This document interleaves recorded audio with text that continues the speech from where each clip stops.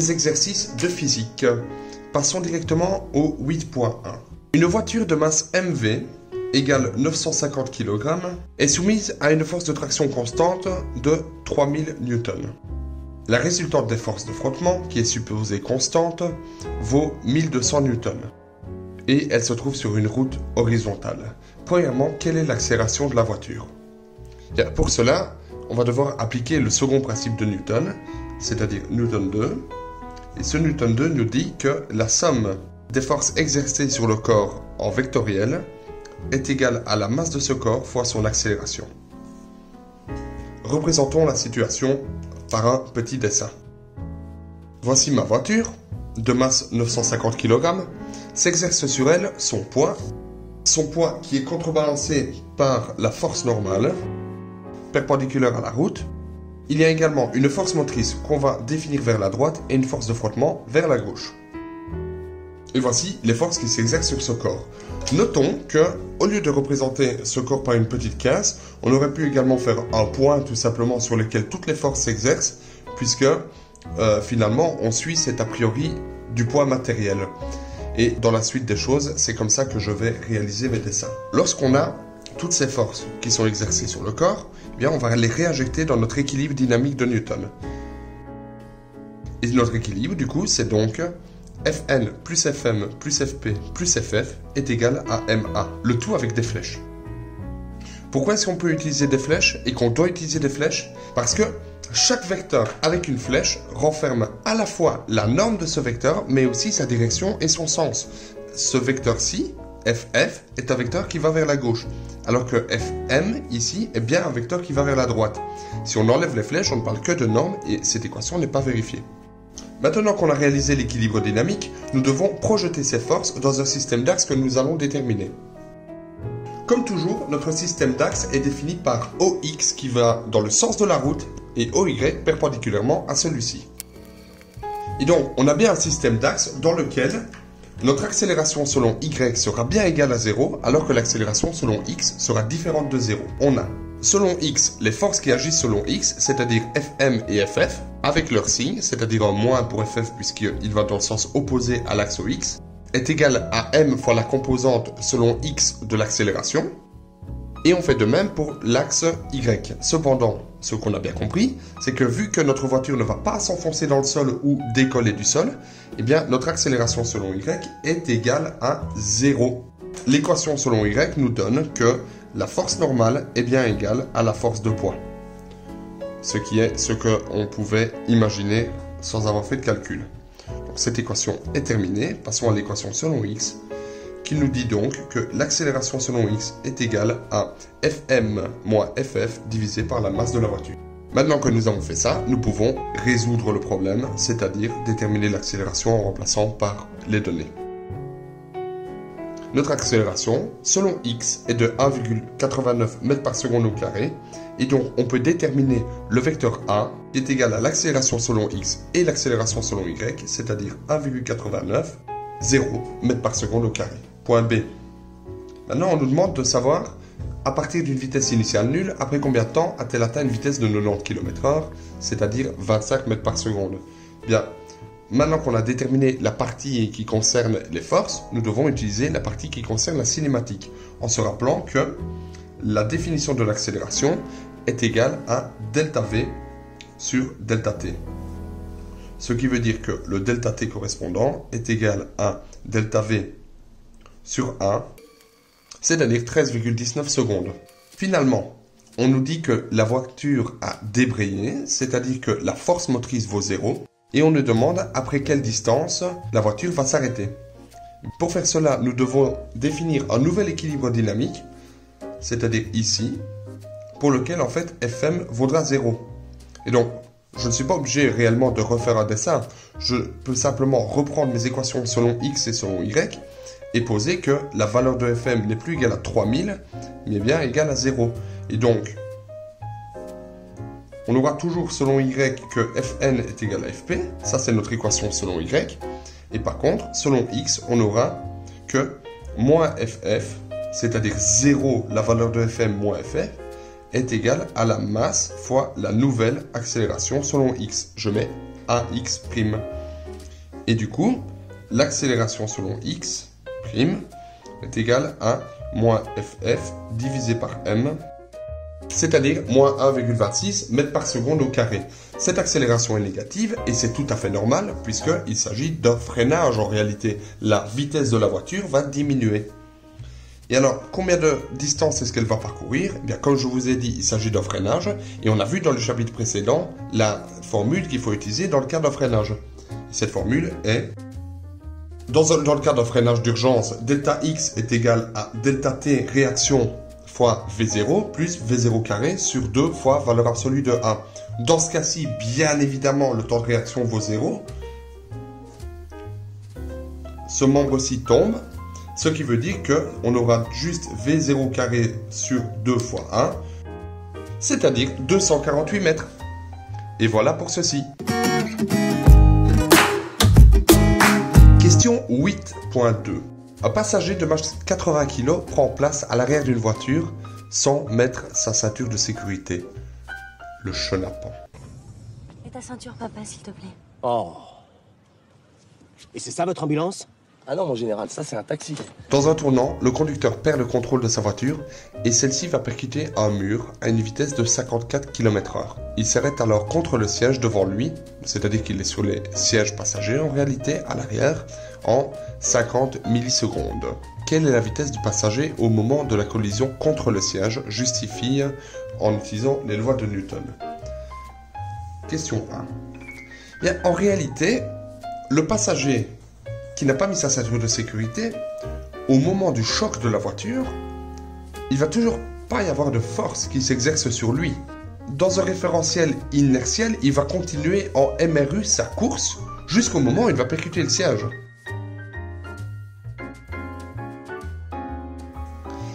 Et donc grâce à Newton 1, on peut dire qu'il va percuter le siège à 54 km/h puisque la somme des forces qui s'exercent sur lui est égale à 0. Il n'y a pas de force, il continue en MRU. L'accélération vaut 0 avant qu'il perturbe le siège. B. Quelle est la force exercée par le passager sur le siège devant lui? Bien, recommençons à faire un schéma de la situation. Eh bien, on représente d'abord le passager sur lequel s'exerce la force Fp et Fn. C'est son poids et la force normale qui l'empêche de rentrer dans le siège. Il va être arrêté par le siège et donc il va sur le siège réaliser une force très importante qu'on va appeler la force A, c'est-à-dire la force d'action. Il exerce une force sur le siège. Et par conséquent, par Newton 3, eh bien, la force que le siège exerce sur le passager est égale à la force de réaction et ces deux forces ont la même norme, ont la même direction mais ont des sens opposés. Leur point d'application est également le même puisqu'il s'agit d'une force de contact. Et donc, on peut dire que la force qui est exercée par le siège sur le passager est la même que la force exercée par le passager sur le siège que nous allons pouvoir calculer. La force exercée par le passager sur le siège, c'est-à-dire Fa, est égale en norme à la force exercée par le siège sur le passager, Fr, et qui le fait s'arrêter. Et donc, vu que nous, on sait en combien de temps il va s'arrêter, et aussi quelle était sa vitesse initiale, on peut calculer cette accélération, et donc déterminer cette force. Allons-y. Premièrement, on va réaliser l'équilibre dynamique. Notre équilibre dynamique est réalisé, nous devons projeter les forces. Dans quel référentiel? Eh bien, dans le référentiel OX, OY, tel que OX est parallèle au sens de la route, au sens du mouvement. X est par ici, et Y par là. Voilà notre projection, et on sait évidemment que l'accélération selon Y est égale à 0, puisqu'on a bien positionné nos axes. C'est égal à 0. Dans ce cas-ci, on a donc toujours Fn est égal à Fp. Et ça, c'est tout pour l'équation selon Y. Maintenant, l'équation selon X, qu'est-ce qu'elle nous dit? Eh bien, elle nous dit que l'accélération selon X fois m est égal à moins Fr. Calculons l'accélération. Donc, c'est-à-dire 3 résolutions.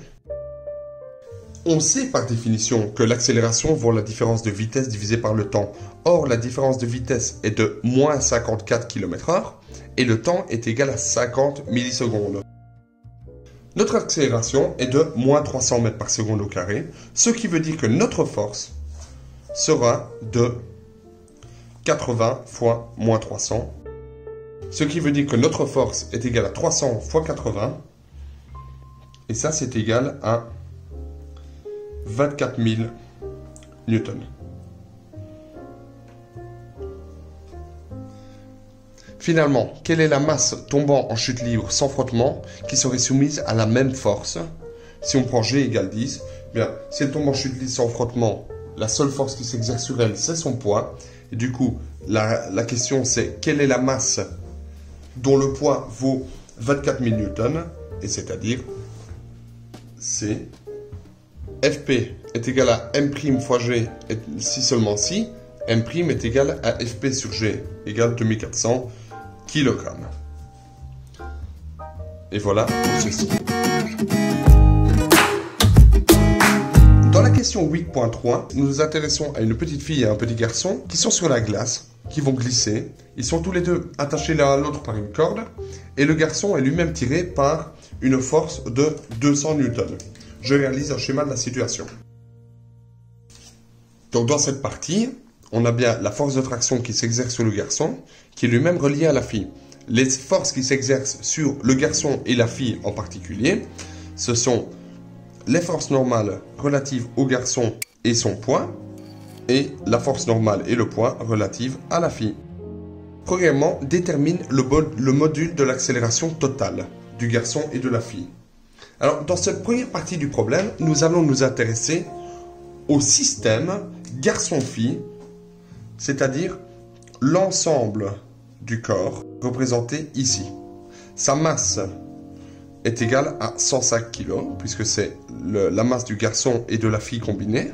Les forces qui s'exercent sur ce système sont la force normale du garçon, la force normale de la fille, le poids du garçon et le poids de la fille. Attention, lorsque nous allons écrire l'équation de Newton, nous n'allons pas nous intéresser aux forces internes à ce système, c'est-à-dire à la tension qui existe dans la corde qui relie le garçon et la fille, puisque ce sont des forces internes. Nous écrivons Newton en disant la somme des forces extérieures au système est égale à la masse du système fois son accélération. Et en fait, la somme des forces, ce sera bien la force de traction, la force normale du garçon, la force normale de la fille, la force de poids du garçon, la force de poids de la fille. Comme d'habitude, nous allons définir un système d'axe judicieux. Ce système judicieux sera parallèle à la route et vu que le mouvement va dans le sens vers la gauche selon mon dessin, bien je fais faire aller X vers la gauche. X va vers la gauche et Y va vers le haut. Qu'est-ce qu'on a maintenant? Bien, nous devons projeter nos forces. Selon X, je n'ai qu'une seule force. Cette force, c'est Ft. Attention, Ft est positif dans mon système puisque je fais aller X vers la gauche. Si je vais faire aller X vers la droite, ma projection de Ft serait négative. Et selon Y, qu'est-ce que j'ai? J'ai selon Y. L'équilibre selon Y va consister en l'égalisation des forces normales et des forces de poids du garçon et de la fille. Mon système est judicieux, et du coup AY vaut 0, ici. Si et seulement si, la force normale du garçon plus la force normale de la fille est égale à la force de poids du garçon plus la force de poids de la fille. Et ça, c'est une bonne nouvelle, on est arrivé à notre équilibre selon Y. Ok, maintenant notre équilibre selon X va nous donner l'accélération du système, puisque cette masse-ci, en fait, c'est la masse de 105 kg. Résolution. L'accélération du garçon et de la fille est bien 1,9 mètres par seconde au carré. Deuxième partie du problème, quelle est la tension de la corde qui retient la jeune fille? Maintenant, pour réaliser cette deuxième partie du problème, nous devons nous intéresser aux forces internes du système, c'est-à-dire les forces qui existent entre le garçon et la fille. Et pour faire cela, nous devons redéfinir les bordures, puisque Newton ne nous permet pas de définir les forces internes du système, nous devons nous-mêmes définir les bordures, et on va s'intéresser en réalité à cette bordure-ci, c'est-à-dire le système phi uniquement. Et à ce système phi, il y a une nouvelle force qui apparaît, qui était jusqu'à présent une force interne au système, et maintenant c'est une force externe, c'est la force que le garçon exerce sur la fille, mais le garçon maintenant n'est plus dans le système, du coup c'est bien une force externe. Et cette force externe, c'est la force de tension de la corde qu'on va appeler Ft2. qui fait en sorte que la fille soit attirée vers le garçon qui lui-même est tiré par la force Ft. Bien, en avant. On peut appliquer à nouveau Newton sur uniquement la fille, pas Newton 2. On a la somme des forces extérieures au système fille est égale à la masse de la fille fois son accélération.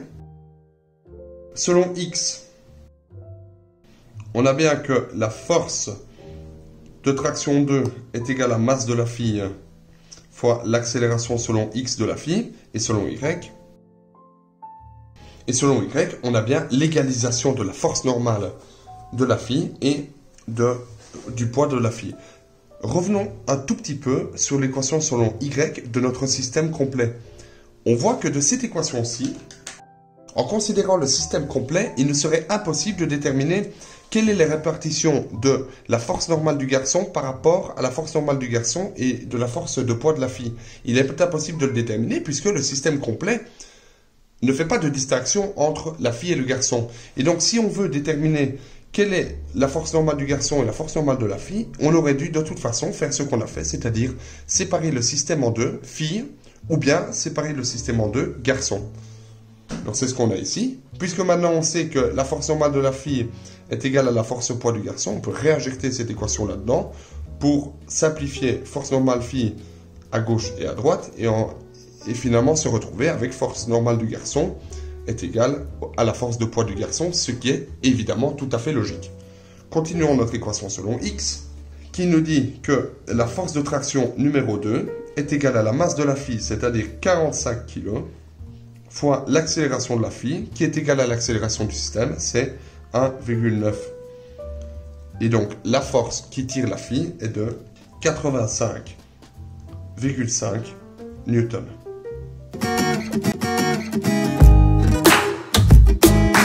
Passons à la question 8.4.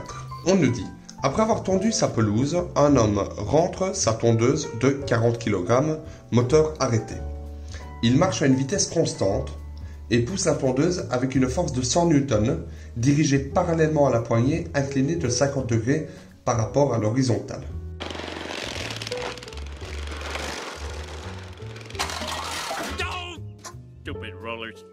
Ok. Quelle est la force de frottement et la force normale exercée par le sol? Je représente l'action.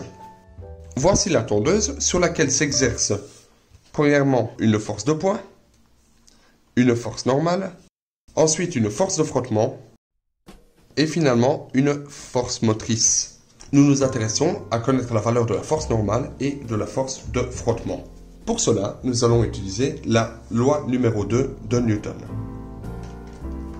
Celle-ci nous dit que la somme des forces extérieures au corps est égale à la masse de celui-ci fois son accélération. Les forces extérieures au corps, je les ai déjà listées ici. Du coup, mon équilibre dynamique devient bien FF avec une flèche, plus Fn avec une flèche, plus Fm avec une flèche, plus Fp avec une flèche est égal à la masse fois l'accélération. Mais est-ce que je peux faire du boulot avec ça? Non, monsieur, je ne peux pas faire du boulot avec ça, puisqu'il faut que je projette ces forces. Pour projeter ces forces, je vais définir un système d'axes pour lequel OX est parallèle au mouvement. Je mets OX par ici. Et je mets OY par là. Mes projections sont donc... selon X, j'ai FF qui est une force purement selon X, qui est bien égale à la force motrice projetée selon X. Donc, j'ai FF qui est une force purement selon X avec un moins devant, puisqu'elle est négative par rapport à l'axe X. Mais j'ai également la force motrice qui est positive par rapport à l'axe X et qui doit être projetée selon cet axe. Et cela est bien égal à la masse fois l'accélération selon X. Je fais le même coup selon Y. Maintenant, passons, donc j'ai fait mon équilibre dynamique, j'ai fait mes projections, je vais passer à la résolution de cet exercice. Alors pour résoudre cet exercice, réfléchissons d'abord à quelles sont les valeurs des accélérations. Premièrement, comme toujours, AY vaut 0, puisque j'ai mis mon sens, mes axes X et Y selon l'axe de la route. Pas de problème là-dessus. Maintenant, que vaut AX? Eh bien, AX, relisons le problème. Après avoir tondu sa pelouse, Un homme rendre sa tondeuse, moteur arrêté, il marche à vitesse constante.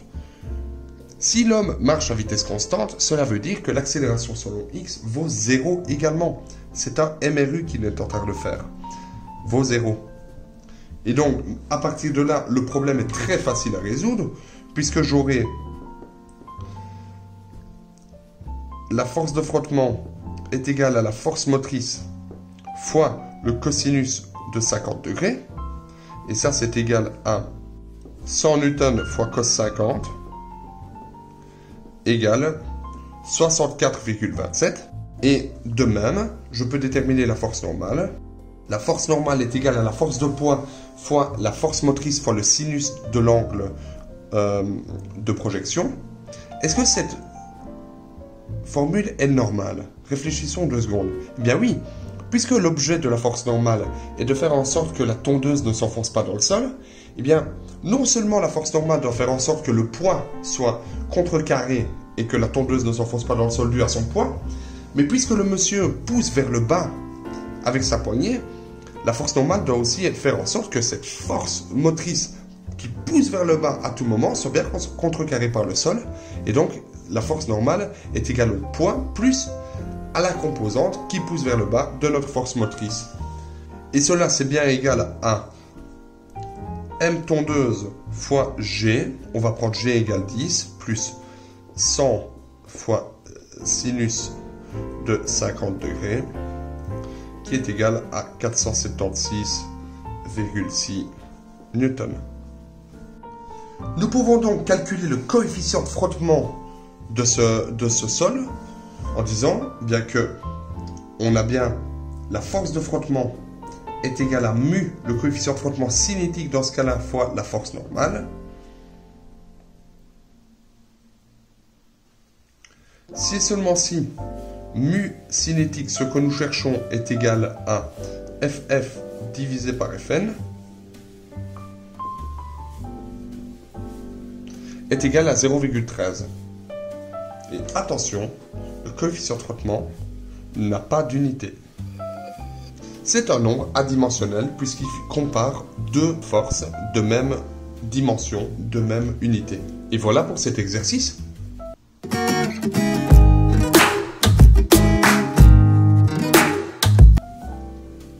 Exercice 8.5. Une voiture de masse MV égale 850 kg passe de 72 km/h à 90 km/h en 5 secondes. Calcule la force motrice du moteur dans les cas suivants. Elle accélère sur un sol horizontal sans frottement. Elle accélère sans frottement sur un plan incliné à 15 degrés par rapport à l'horizontale et elle accélère sur un plan incliné avec une force de frottement de 1500 Newton opposée au mouvement. Bien, en avant. Alors, commençons par représenter le cas A. Dans ce cas-ci, c'est relativement facile, puisque le sol est horizontal, il est ici, la voiture est là, s'exerce sur elle son poids et la force normale, ainsi que la force motrice. Dans tous les cas, bien évidemment, l'accélération sera égale à 1 mètre par seconde au carré.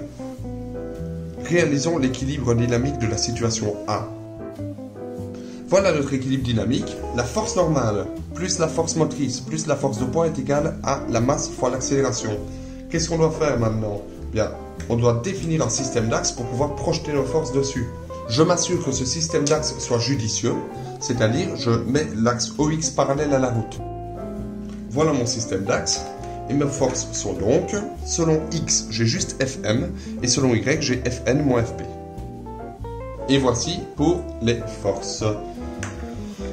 Et qu'est-ce qu'on a? Eh bien, on sait que notre accélération selon Y vaut 0, comme toujours, ce qui veut dire que Fn est égal à Fp. Et dans ce cas-ci, on a également l'accélération selon X vaut 1 mètre par seconde au carré. De ce système, je détermine que la force motrice est égale à 850 newtons et que la force normale, dans ce cas-ci, est égale à 8500 newtons, pour G égale 10. Voilà pour la première partie de cet exercice. Maintenant, corsons un peu les choses en disant eh bien, que le plan n'est plus horizontal, mais bien incliné. je fais un nouveau dessin. Et voici la nouvelle situation. On a donc une inclinaison de 15 degrés ici. La force motrice, la force normale qui est perpendiculaire à la route, comme son nom l'indique, puisque normal, ça veut bien dire perpendiculaire en physique. Et la force de poids qui est verticale, orientée vers le bas. Alors, on va faire notre équilibre dynamique, qui est en réalité le même que celui-ci, puisque les forces qui sont appliquées sont toujours les mêmes. Et du coup, on a Fn plus Fm plus Fp est égal à Ma. Je définis mon système d'axe judicieux. Et on se rend bien compte que dans son système d'axe, on a bien la force Fp qui agit non seulement selon Y, mais aussi selon X. De l'équation 1, je connais Fp, c'est égal à la masse fois l'accélération de la gravité. Je connais mon accélération selon X qui vaut toujours 1 mètre par seconde au carré. Et donc je peux trouver ma force motrice en avant. Et je trouve Fm égale moins 1349 newtons. Moins 1349 newtons.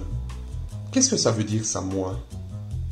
Eh bien, ça veut dire en fait que cette force motrice n'est plus dans ce cas-ci une force motrice qui est positive dans le sens de X, mais elle va être négative dans le sens de X, c'est-à-dire une force motrice qui va vers le haut contrairement au mouvement, puisque le mouvement va quand même vers le bas, c'est-à-dire qu'il s'agit d'une force de freinage. En d'autres termes, pour avoir une accélération de 1 mètre par seconde au carré, quand il n'y a pas de frottement avec une inclinaison de 15 degrés ici, il faut freiner, sinon l'accélération serait plus grande. Voilà pour ceci. Et le point C, on a une force de frottement de 1500 newtons que je vais rajouter en réalité dans ce dessin-ci. Je rajoute juste la force de frottement. La force de frottement est toujours parallèle au mouvement. Donc c'est FF là. La force de frottement est toujours parallèle au mouvement. Et donc finalement, soit je recommence mon équilibre dynamique depuis le zéro en faisant selon X et selon Y, soit je réécris mes équations d'équilibre ici en ajoutant simplement en X le moins FF qui s'est rajouté selon X et qui n'a pas d'influence selon Y. C'est ce que j'ai choisi de faire. Alors maintenant, on a également toutes les informations et on va écrire la force motrice. La force motrice ici, pour maintenir une accélération de 1 mètre par seconde au carré, est de 150 newtons dans le sens positif des X. Maintenant, jusqu'à présent, on s'est rendu compte qu'on n'a pas utilisé l'équation selon Y. À quoi sert cette équation? Eh bien, imaginons qu'au lieu de me donner le FF est égal à 1500 newtons, on m'avait donné que le coefficient de frottement, mu, est égal à 0,3 par exemple. Et donc, au lieu d'avoir FF égale 1500, j'avais ici mu égale 0,3. Eh bien, j'aurais dû résoudre l'équation selon Y pour trouver Fn, de manière à pouvoir trouver FF en avant. Je vais l'appeler le point C bis. Bien sûr, selon Y, l'accélération vaut 0, et cette équation est toujours correcte. Donc je vais l'utiliser. Fn est égal à 8210 newtons. Ce qui veut dire que je peux calculer ma force de frottement. La force de frottement est égale à mu fois Fn. Et ça, c'est 0,3 fois 8210, c'est-à-dire 2463 newtons. Et dans ce cas-ci, je peux réécrire mon équation selon X en remplaçant la force de frottement par sa nouvelle valeur. C'est-à-dire dire que la force motrice est égale à la masse. Et dans ce cas-ci, la force motrice vaut 1113 newtons. C'est la valeur de la force motrice avec un coefficient de frottement de 0,3. Et voici pour cet exercice. Exercice 8.6. Une voiture de masse MV égale 950 kg, aborde un tournant de rayon R égale 50 mètres. A. Détermine en fonction de MV et de R l'intensité de la force qui rend le tournant possible. quelles sont sa direction et son sens. Bien, lorsqu'on parle d'un tournant, finalement, il s'agit d'un mouvement circulaire uniforme réalisé à vitesse constante. Faisons un petit schéma. Voici la voiture qui est soumise à une accélération AC qui est dirigée vers le centre. Cette accélération est en fait due à une force. C'est une force centripète.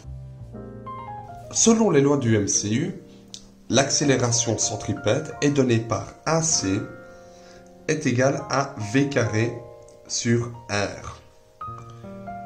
Ça, c'est la loi du MCU qu'on a vu dans le chapitre précédent. Mais en plus, on sait que via Newton 2, eh bien, la somme des forces extérieures est égale à la masse fois l'accélération. Or, cette somme de forces extérieures, en fait, sera donc résumée ici en une seule force, qui est la force centripète, due à AC. Et donc, si on combine ceci et cela, on va dire que la force qui rend ce tournant possible est égale à la masse du corps fois son accélération, c'est-à-dire la masse de la voiture fois V carré sur R. Et sa direction et son sens sont centripètes. Maintenant, on nous demande quelle est la vitesse maximum à laquelle la voiture peut rouler pour éviter de glisser et d'aller dans le décor. Réalisons un petit schéma supplémentaire. Et pour ce schéma, nous allons regarder cette voiture, non pas du haut, puisqu'ici on regarde du haut, mais on va regarder cette voiture de derrière. Lorsqu'elle réalise cette vue de derrière, on voit en fait que si le centre du cercle est ici, il y a une force centripète qui amène la voiture vers le centre du cercle, évidemment la force normale et la force de poids de cette voiture. Et c'est tout. Ce sont les seules forces qui s'exercent sur la voiture. Si cette force ramène la voiture vers le centre et l'empêche de glisser et donc de continuer sa route vers l'extérieur, en fait cette force centripète est égale à la force de frottement. La force de frottement dans un tournant comme ceci, c'est bien la force centripète dont il est question. Mais de quel frottement s'agit-il?